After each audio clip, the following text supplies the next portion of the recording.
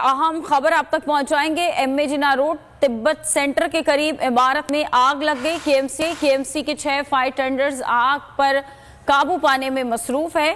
Fire brigade हुक्काम का कहना है कि आग इमारत की बालाई मंजिल पर वाक़े गोदाम में लगी है। अहम खबर आप तक पहुंचा रहे हैं कराची से, जहां पर एमए जिना रोड तिब्बत सेंटर के करीब इमारत में आग लग गई है। केएमसी के 6 फायर टेंडर्स हैं जो यहां पर मौजूद हैं और इस आग पर काबू पाने की कोशिश की जा रही है। फायर ब्रिगेड हुक्काम ये कहते हैं कि आग इमारत की बालाई मंजिल पर वाक़े गोदाम में लगी है।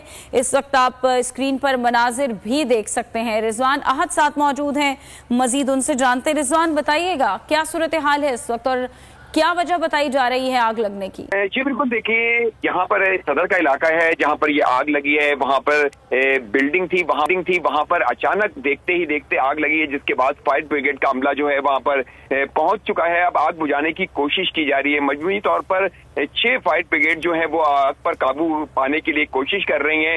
एमए जिना रोड का इलाका है, केएमसी की फायर ब्रिगेड वहाँ पर पहुंच गई है, लेकिन आग जो है वो आहिस्ते आहिस्ते बढ़ती जा रही है। वहाँ पर स्नारकर बुला लिया गया है। इसके अलावा 6 फायर टेंडर जो हैं वो आग बुझाने में मसरूफ हैं। जी ठीक है, बहुत शुक्रिया रिजवान आगाह करने के लिए।